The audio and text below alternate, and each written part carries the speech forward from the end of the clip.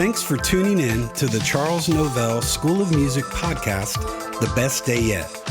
Here you'll find tips, insight, and information to help your music and your ministry succeed.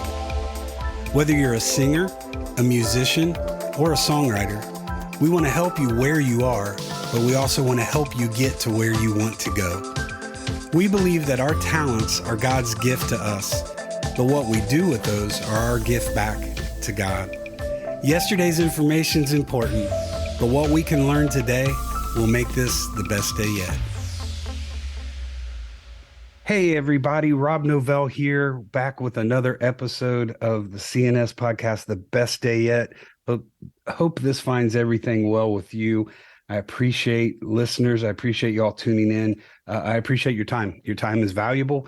And if you're tuning in, you're an artist that's looking to do bigger and better things and improve upon the skills, the talents, and the abilities that God's given you. So I thank you first and foremost for your time today. Hey, just want to remind you, CNS is around the corner. It is fastly approaching July 16th through the 22nd. At Murray State University in Murray, Kentucky. Y'all, this is shaping up to be probably the best CNS that we've ever had. And that really, really excites me because we've got some amazing guests coming in just recently. And I've really not announced this, but confirmed John Mays from Centricity Records will be up as a guest with us one day, and excited about what he can share with all of our students, but specifically on that worship side of things that we're doing. So lots happening there. Private teacher lesson schedules are filling up. So if you have a specific teacher you want to work with, man, we need to hear from you sooner than later. So head to the website, www.cnsmusic.com, and get registered, get signed up today. And that way we can see you in July. Hey, excited about our guest today, man. This is someone that is a friend of mine, but the cool thing is before we really even met, I was following what he did and respecting his knowledge and his information that he was sharing, but his delivery of it is what really, really contacted me. I could tell right off the bat that this guy was passionate about what he does, because he cares about artists and he cares about seeing artists win and succeed. And man, that is none other than the gospel road coach, Paul Secord. Hey, Paul, say hello to everybody today. Hey, how's it going, everybody? I'm so excited to be here and share with you today. Man, what an opportunity, Paul. I appreciate you being here. I know you're busy. I know you got a lot on your plate. And I love talking with you when we're around each other. I leave encouraged and motivated, and I usually have learned something by the time you and I are done. Usually what I learn is the next time I've got to carve out more time to be with you.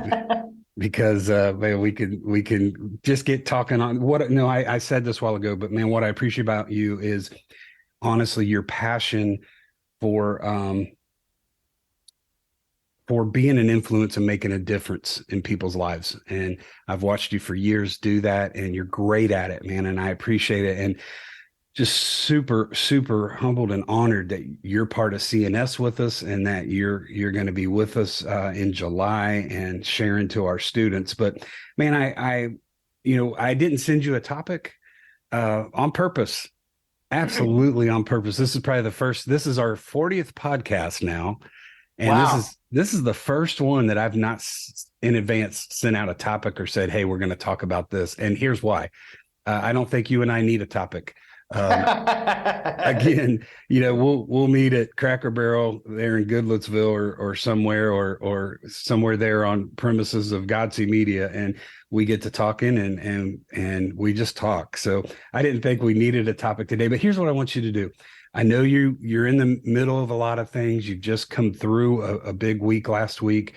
Godsey Media is always busy. You shared with me offline kind of what your day looks like. So, man, I want to give you the floor, and I want you to speak from your heart on whatever it is that God lays on your heart to share with our listeners today. So, you know what? You got the floor. Tag, you are it. Oh, man, it's a lot of pressure. First off, Rob, I'm honored to be here today, and I'm honored to have an opportunity to speak into the lives of artists.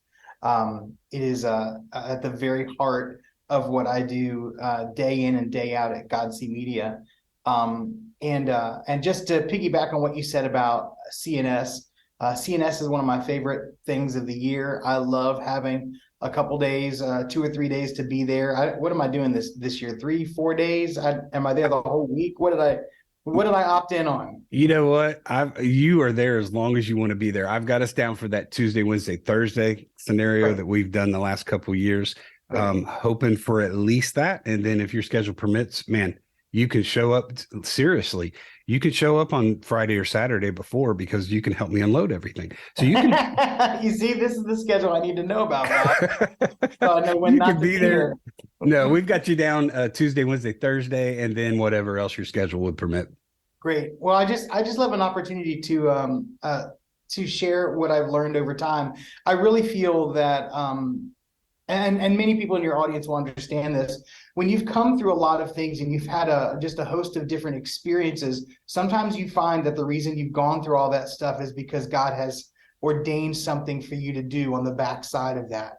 And I've been really blessed to do some of the things that I've done. First off, I grew up on a Southern gospel bus. So my very, very first memories were mom and dad on the stage, and we were traveling and touring full time.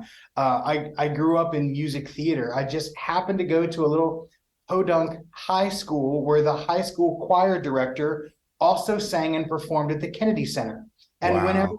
whenever we did a high school musical or production, he would bring his friends from the National Ballet, from the costume department at Kennedy Center, from so he'd bring a choreographer. He would stock the pond with all these incredible people that would show up and teach all of us 14 to 17-year-old kids how to be on stage. And then when I went to college for classical vocal performance.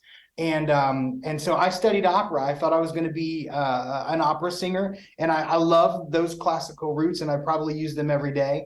But as soon as I got out of college, I really got bitten by the musical theater bug again. I was then shortly thereafter that, part of an improv comedy troupe that was a professional troupe, and we toured regionally. So I had those improvisational comedy training, kind of when we think of like Whose Line Is It Anyway? That's a lot of people have seen that show. Right. Gosh, that's such a great show and such an incredible art form. Well, I spent 2 or 3 years studying that art form with a graduate of Improv Olympic out in LA, and it was really great. And then after that, I had an opportunity to work for Disney for a few years. I fronted a rock band for Disney. I told my mom, so she'd be fine with it. I told her it was my ministry of joy and happiness. And we cleaned up all the rock songs that we sang, and Disney gave me a lot of training. There is not a better way to kind of sift your skills and find out what works and what doesn't. There's not a better way to do that than doing 5 to 8 35-minute rock shows every day. Wow.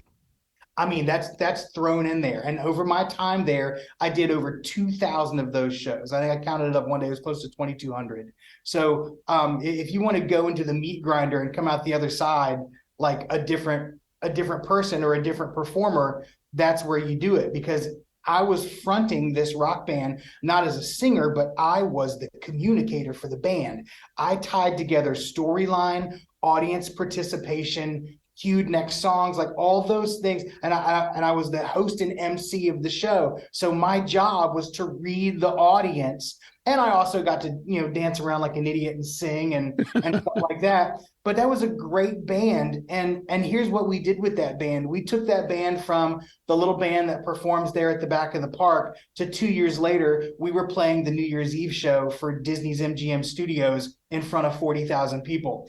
Not opening, but headlining. Wow. The year before us was Huey Lewis and the News. And then the next year it was us, because we just grew and we became those performers that Disney was not afraid to put up on a stage in front of 40,000 people and say, you guys got the next 4 hours, do your thing. So I really grew in that environment. And then as quickly as I jumped in, the Lord said, hey, Paul, I've got something else for you. and he pulled me out of it. I still remember the night, man. I was walking to my car. It was that New Year's Eve, that first New Year's Eve that I did there. I was walking back to my car, and it was like 11:58, and I just wanted to get to my car before the ball dropped, so I could beat the 3-hour traffic jam out of Disney, right?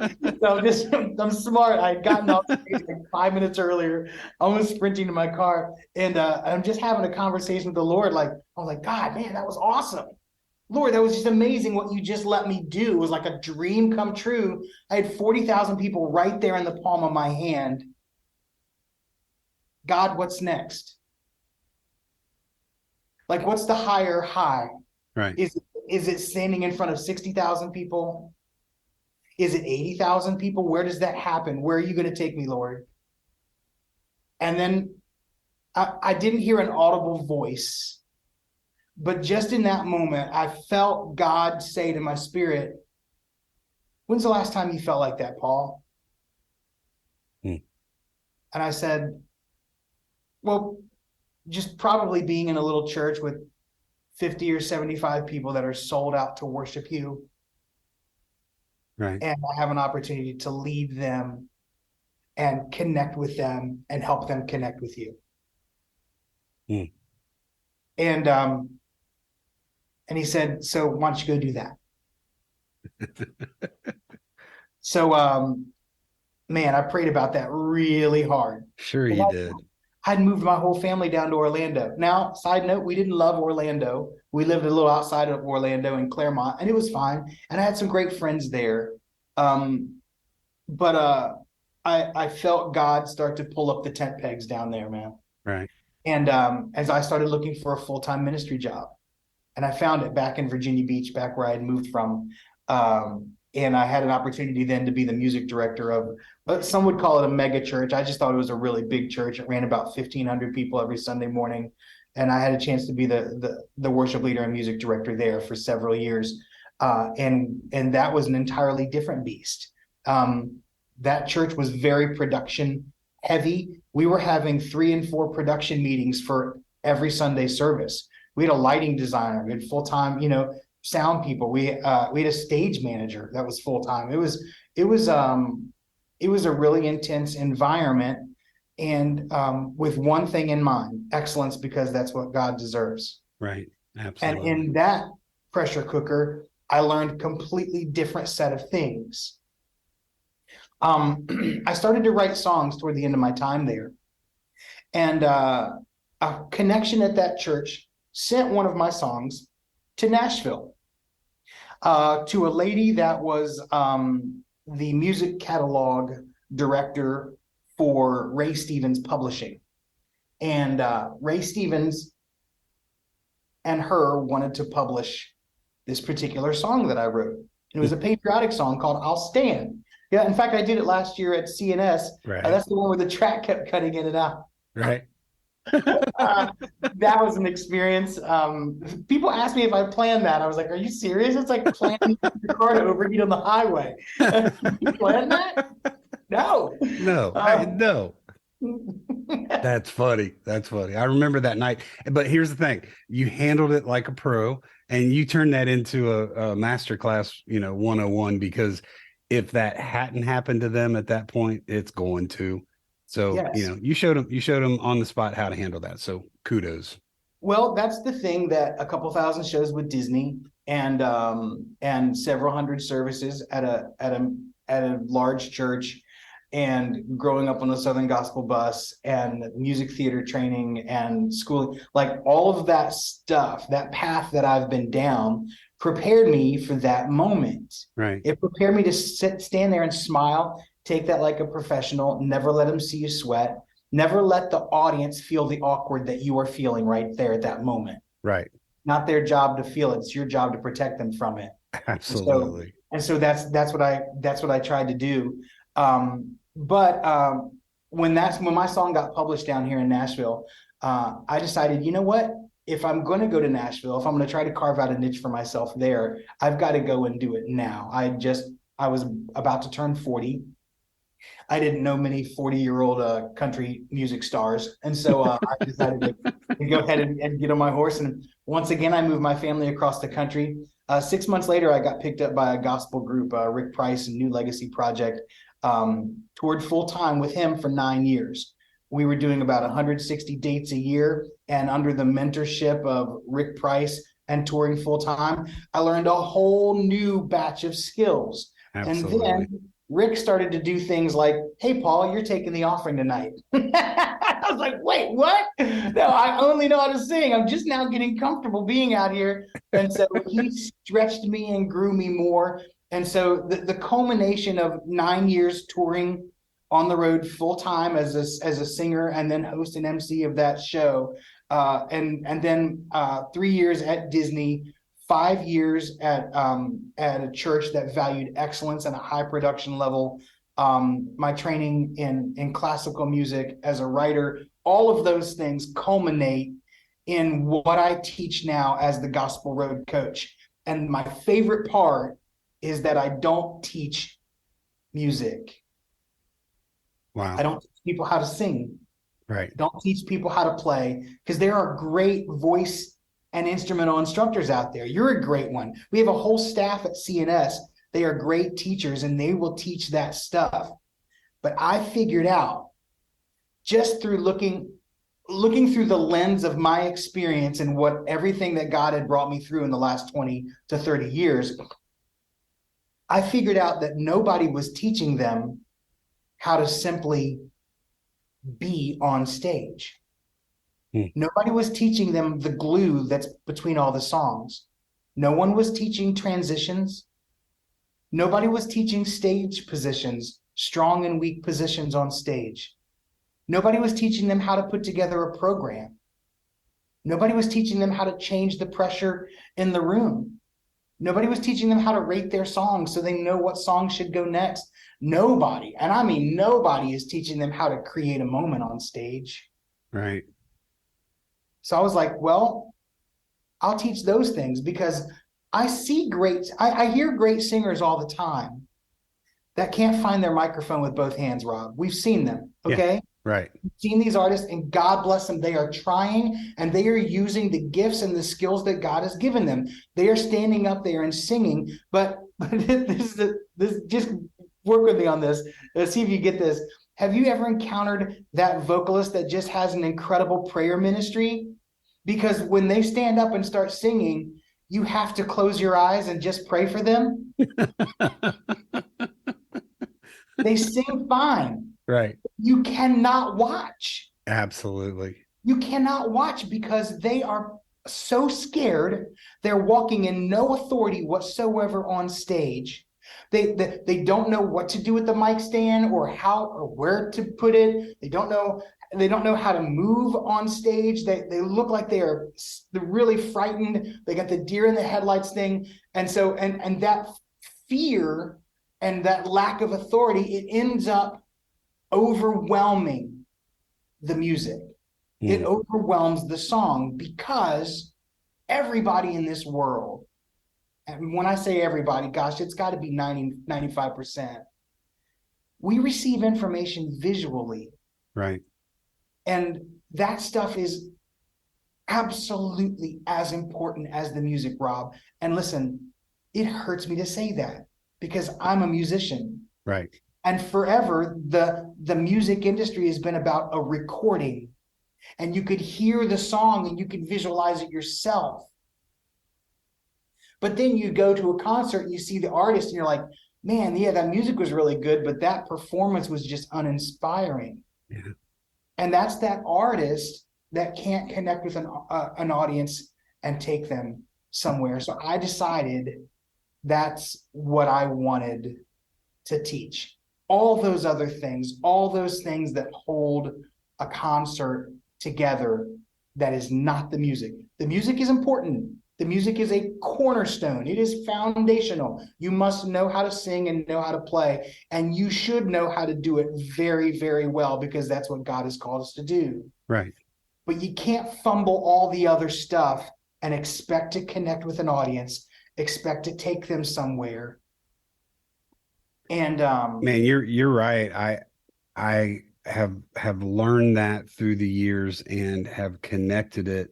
Man, my mom, uh, Christmas time, and this has been my whole life. It it's about the presentation as much for her with her wrapping as it is the joy of her watching us open the gift. mm, And so every package is immaculately wrapped with homemade, beautiful bows. And I mean, she by the time you get to you there's so many areas of it's like an onion, so many layers of joy to get to the center, or the tootsie roll, right? Um, yeah. all them great layers to get to that tootsie roll in the middle, and man, she that's had me thinking through the years. What's our presentation look like? Yeah, we may have that gift, but you're right. There's times that you do. I've been in those situations where I kind of close my eyes, and if there are arms on the chairs I'm sitting in, I grab those arms and hold on tight because I don't know what the next 10, 15, 20 minutes potentially are going to hold. This day and age, we kind of get our phones ready because we may have the next viral video waiting. you know Hey, a couple of things you said earlier I just wanted to tag on because I absolutely loved it. You basically talked about seasons, and I think when we're currently in a situation, we all we see is our surroundings, but God sees maybe a season or two down the road as to why he positions us there. And what I hear from your story is obedience. Be faithful where you are. And the word says it this way: if we're faithful with the little, he'll give us the big. Mm. And, I think if we just grumble and complain, and I definitely am pointing at myself right now with what I'm getting ready to say. If we grumble and complain with where we are, I think it delays where God wants us to go. So just be faithful in your season. You just heard Paul's story, and he's not even done. I'm cutting him off here, but he'll finish. But be faithful in those seasons. And the other thing that Paul that I heard from what you said, it says in Nehemiah that Ezra stood on a platform built for the occasion and preached the gospel. So whether it is theater class, whether it's the bus with your family, whether it's Disney, and here's the thing: when you give up the New Year's Eve thing of 40,000 people to go to 1,500 at a church in Virginia Beach, you're not worried about numbers. You're worried about that platform. You're worried about where God's positioning you at that point. That platform, the word says, built for that occasion to preach the gospel. So, man, I think faithfulness, obedience. I'm hearing that in your story, and just really feel led to chime in and just say, you all, that's important. If you've got, and you bet you should, if you have, and you should have dreams and goals of where you want your ministry to go, um, man, looking toward that end game means you look at your surroundings where you are right now, and you're faithful and you're obedient in this season. I just had to throw that in there. Paul, go ahead.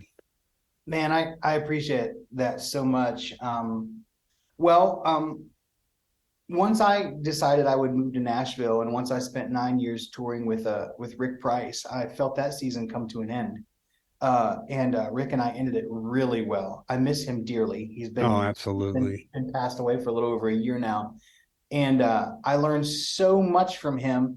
And I started officially coaching artists when I was still like the last couple of years I was on the road.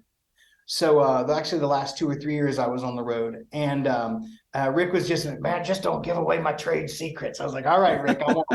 I promise I won't. And once I mean, he knew my heart and he knew what I wanted to accomplish, and he was always incredibly encouraging. But somebody else had been keeping an eye on me that I didn't know, and it was Scott Godsey. And when I came off the road, uh, it was funny. I had had a conversation with one of my bandmates that knew I was about to leave, and he said, "Paul, best case scenario, what happens for you?" And I said, "John, best case scenario, I get back to Nashville. I call Scott Godsey on the phone and say, hey, I think I can help some of your artists over there at Daywin where you're working. would you like to, like, can I have a meeting and let you know how I think I can help? Here's what actually happened. 3 days after I resigned my job, I got a phone call from Scott Godsey that said, "Hey, you want to come have a meeting?" Out of nowhere, literally out of nowhere. The thing that had been on my heart, the thing that I thought the person I thought I could align myself with in the industry that could help me grow as a coach and help me grow my brand. He had actually been keeping an eye on me. And when he saw me come off the road, he said, "Hey, Paul, I'm starting to build something new. Would you like to come be a part of it?" And so, man, I got to tell you, it took 12 seconds to decide that I would. And so since then, I started as just kind of a like A&R, kind of just artist and repertoire and just artist development. That's kind of where I started. And then he asked me to become the vice president of Godsey Media and take on more responsibilities. Then he went out and bought Singing News and Gospel Grades and some other stuff like that, and started Seawalker and started working a lot with Ray Flynn and some other people there. And less he had time to really operate the nuts and bolts of Godsey Media. So he brought me on a few months ago as a partner and asked me to be the president of Godsey Media, which is a lot of responsibility, and we're connected to a lot of artists. But in its simplest terms, it really comes back to my heart for artists and for coaching, because I have a lot of people that walk in the door with talents, and they are doing their best to steward them. And I need to coach them and teach them how to do their best to steward their time and their work and their resources to grow and scale their personal ministry. And that all comes down to many of these things that I've been teaching for the last several years. 95% of all of their income is going to come from live performances. I was talking to an A-lister 4 or 5 days ago. I won't tell you his name because I don't have permission to. But man, we sat down, we chatted for 15 or 20 minutes, and he was like, "The live dates, Paul. They've got to get out and they've got to do the live dates. That's where all the revenue is in this business, and in most of them too, unless we're unless we're Stevie Wonder and have a catalog that's massive, and we get a ton of Taylor Swift, we get a ton of money from streaming and royalties. Other than that, it's doing live shows. And so our live shows need to be great, whether we call them services or performances or shows or concerts, whatever we call them. That's semantics. When you get up on a platform in front of people, you have to connect with them in such a way that they, first off, see Christ and see Christ in you, right? Because that's the message you came there with. But then on the back end of it, you want them to respond in such a way that they feel like they really need to support you. Like, man, this was life-changing. This was engaging. I have to see this go on further, so I'm going to support this artist. Right. That's what we want them thinking. I'm not looking for the pity offering, that, oh, Lord, give them gas to get home. Listen, people, we've got gas to get home. Right. Okay. What we're looking for is an opportunity to connect with that audience, show them our heart, show them our ministry in such a way that it resonates so much with them that they have to pour into it and invest in it so we can scale what we do and reach more people in the world. So in order to do that, we have to have these other skills on stage. Can God do the greatest thing with the littlest thing? Of course he can. Right. Of course he can. But the parable of the talents is my favorite, because when the master came back and was chatting with the servants, the servant that went out and did the most that he could on his own, that's the one that really got rewarded. Right. In fact, the master took the talent away from the one that buried it and didn't do nothing with it. He was like, "You're clearly not doing enough with this. You're just going to sit on it, Potsy. And so I'm going to take it. I'm going to take it from you, and I'm going to give it. I'm going to give it to this guy that's over here working really hard, growing my kingdom.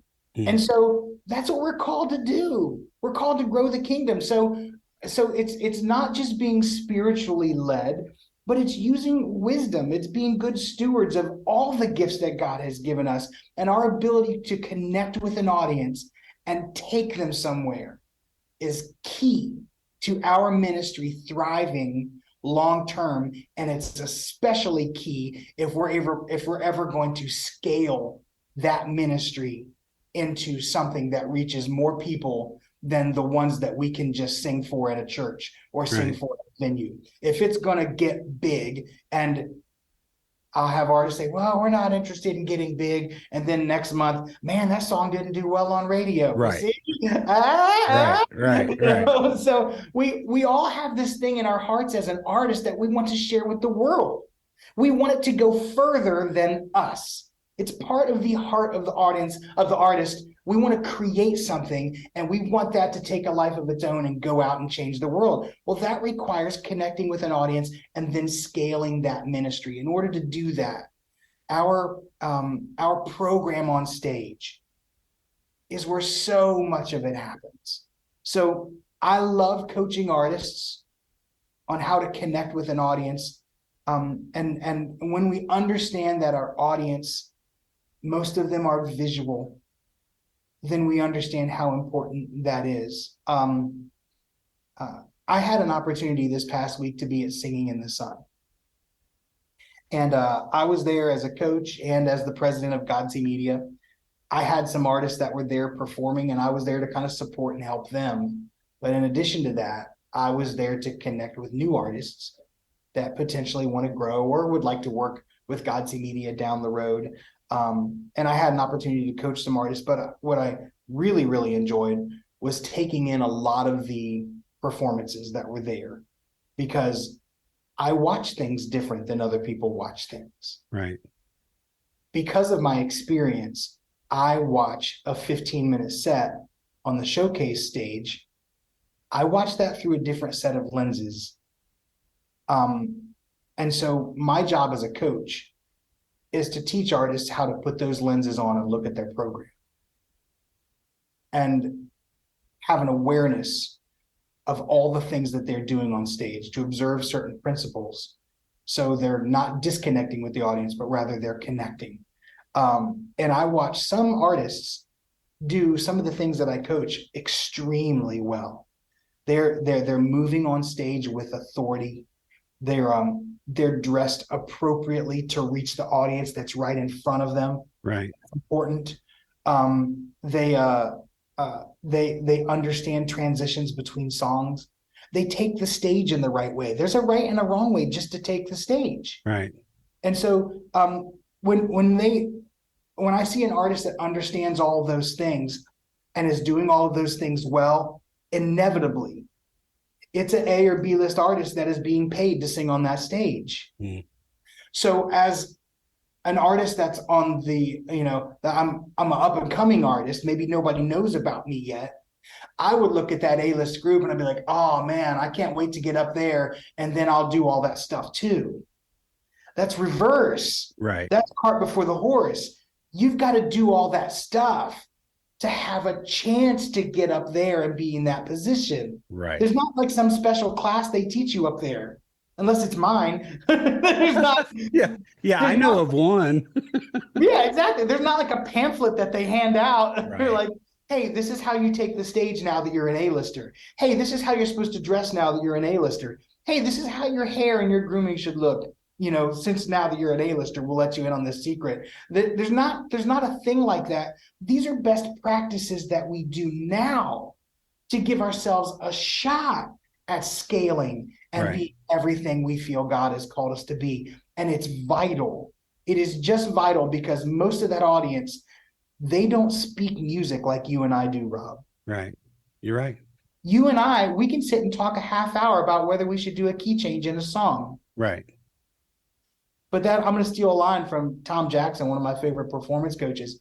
He would tell you, he's like, they don't know the difference if you're singing a high C or drinking it. They have no idea they have no idea what a high C is. All that audience knows is how you make them feel. That's so good. That's all they know, man. I love what you said about you watching a different way. I get that, and I'm seeing today and the visual catches my attention, but that is definitely more your skill set and your lane. But for me, it's the audio, the audible, the hearing, and so growing up in this school, it's like every performance is a performance training for me. So I'm critiquing, and what you said about that artist looking at the A. I think it's. I was listening to a podcast last night on songwriting, and subtext was a topic, and where they are looking at the stage and scoping and hoping. The subtext, it should be more learning and yearning.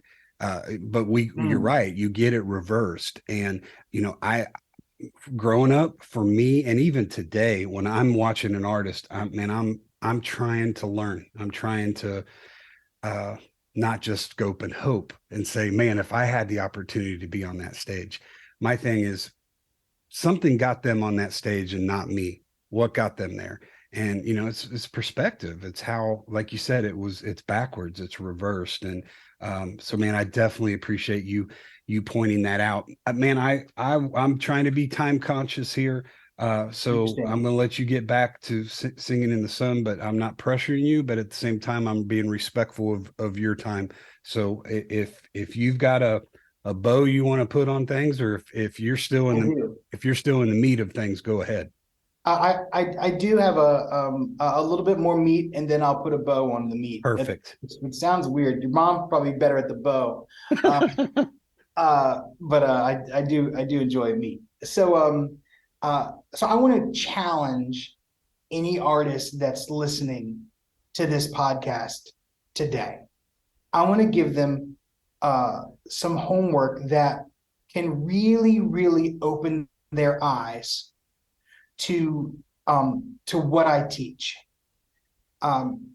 There's a phrase that I heard several years ago. Actually, I heard it 20 years ago, and man, it stuck with me. It resonated with me so much. It's what literally started me down the path of learning in this way and seeing things differently. And that phrase is, and I just actually put up a Facebook post about this, and I'll give you all that context stuff here at the end, so we can maybe get people involved in my coaching community. Absolutely. But the phrase is, your songs don't all sound the same, so why do they look the same? Wow. Your songs don't all sound the same, so why do they look the same? I encourage you to, next time you're watching an artist on a video, turn the volume off. Is it easy or difficult to just watch them? Are they moving in authority? When you see Celine Dion on the stage, you can turn the volume off and that lady still owns the stage. Absolutely. Because she's walking in such authority. Wherever she's going, every movement, every gesture, where her eyes are, her facial expressions, when she goes over to far stage left or far stage right, she does every one of those things with a purpose, on purpose, in order to connect with the audience or share the song. And you can still be engaged by her with the volume off. So I want to challenge artists to start looking at stuff that way. And then this is the more painful challenge. Record yourself, film yourself, set up a smartphone. Anybody can do it. Set up a smartphone, then go take some quiet time, sit down, watch that whole video back.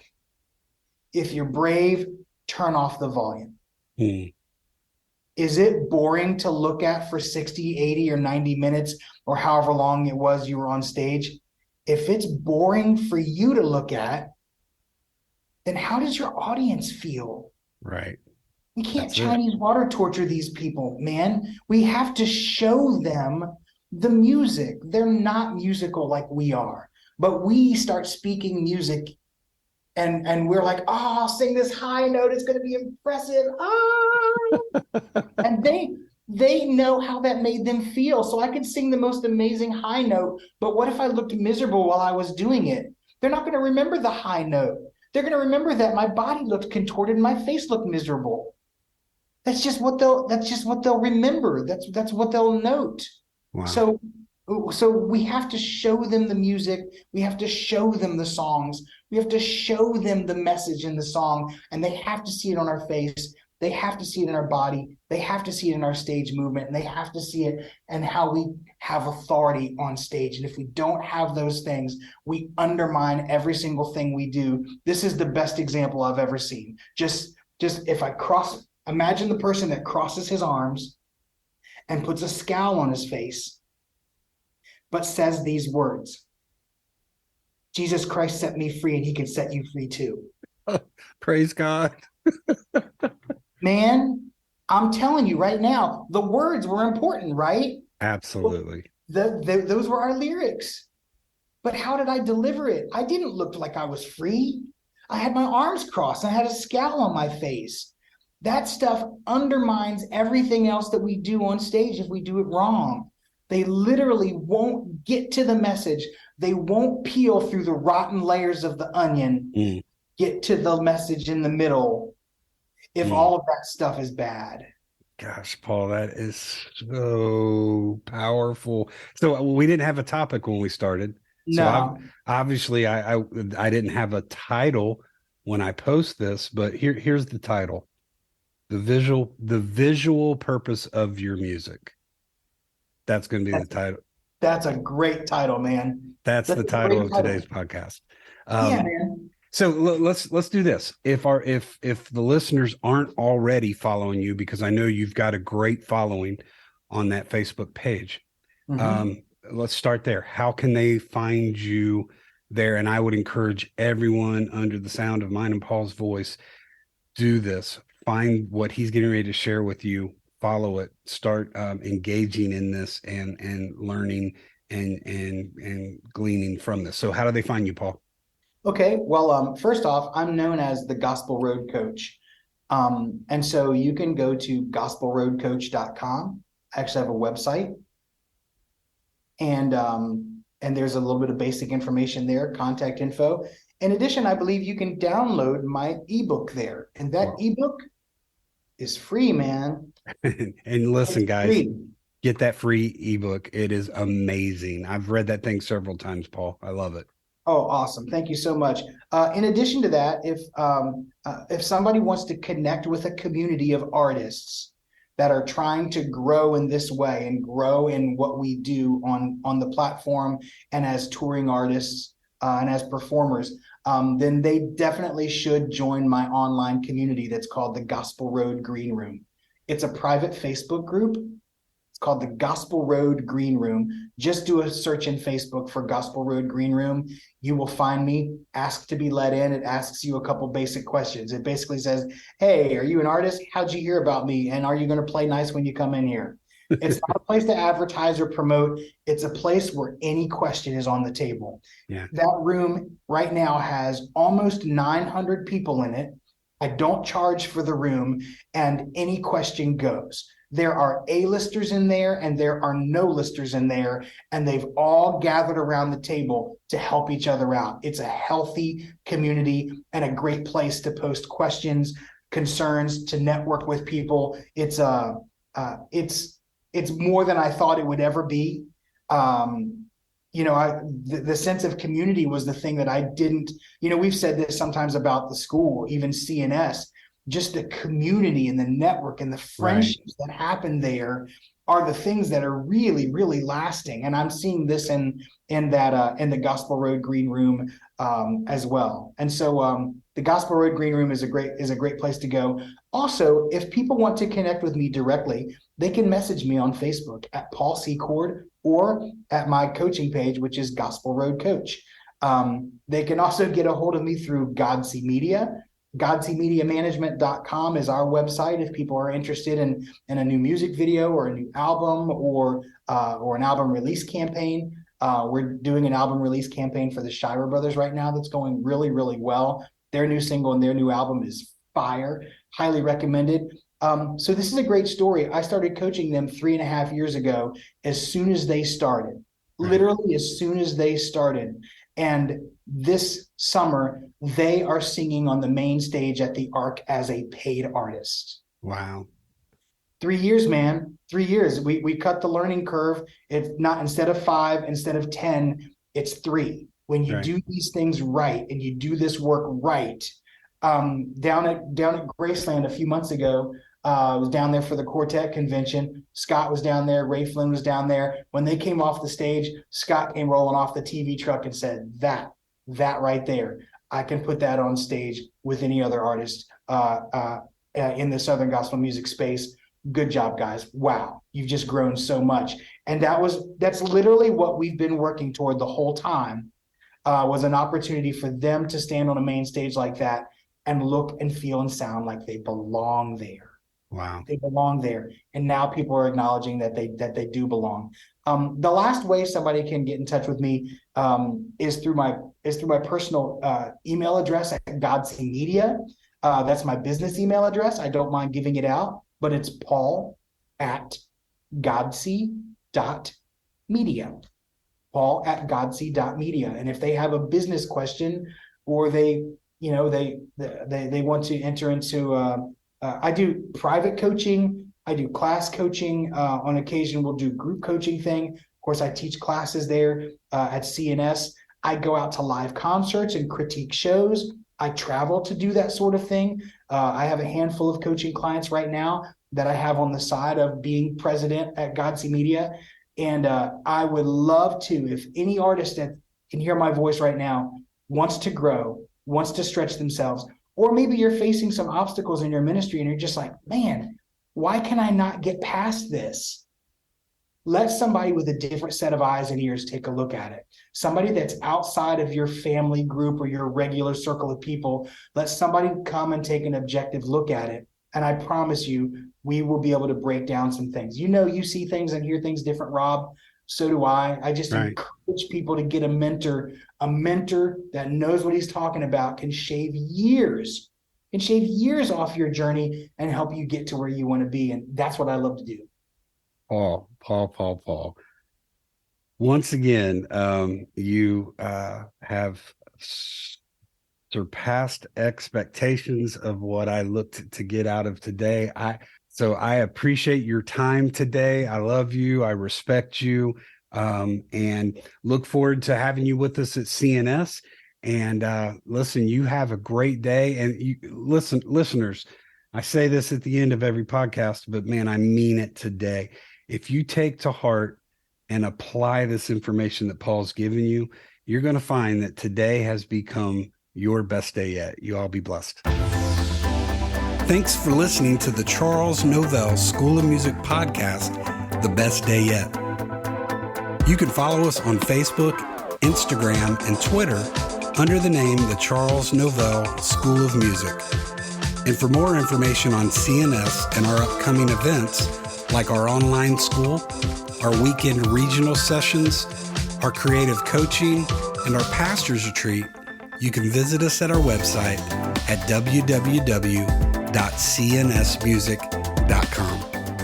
As you've listened to this episode, we hope that you've gained some information that you can apply to your music and to your ministry to make today the best day yet.